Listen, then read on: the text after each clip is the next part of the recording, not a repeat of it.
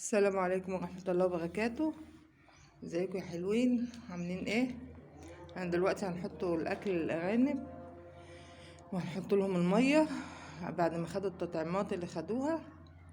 ده طبعا انا بطلق الخلفة في الارض كده وحاطة كل المقاسات مع بعضها.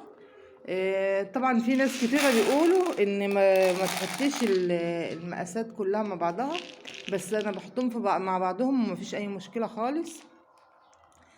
الخلفة اللي بفطمها بطلعها مع دول على طول.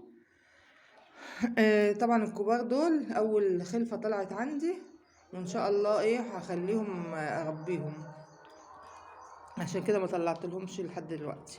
ده علف سوبر رابط تسمين. طبعا انا كنت قطعت العلف شويه فالارانب اتبهدلت مني. كنت بحط لهم عيش وذره وبعمل لهم انا خلطه. الارانب اتبهدلت خالص، فرجعت تاني للعلف وقلت يعني ممكن اعمل طقه علف وطقه خلطه، عشان مش هينفع طبعا اعمل من غير العلف خالص عشان الارانب ما تبصش. هحط لهم بقى على الميه كوك سكيور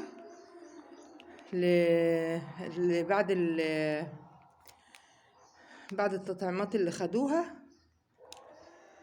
هحط معلقه شاي مساح لل2 لتر، معلقه شاي ممسوحه لل2 لتر.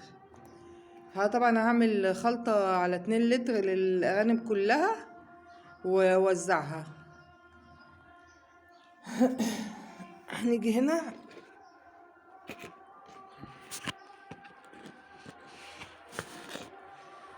انا جبت معلقه مليتها اهي، معلقه شاي 2 لتر اهو. كب منها شويه اصلا في البتاعه دي، في الستيكر اهو. ومليت ازازه ميه اهي 2 لتر وهفضيها عليه.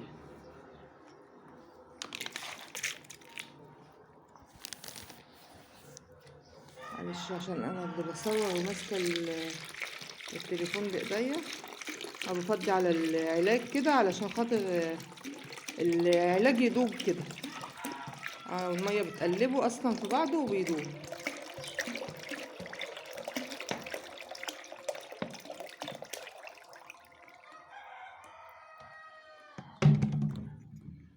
نتأكدوا برضو.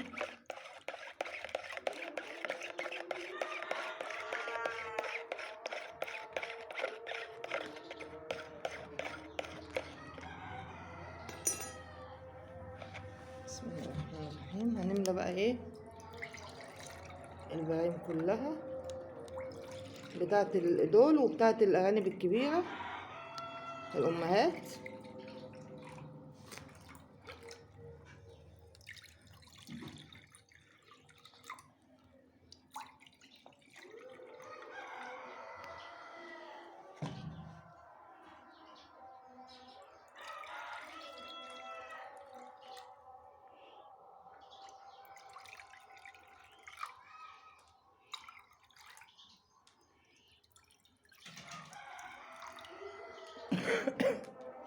عفوا.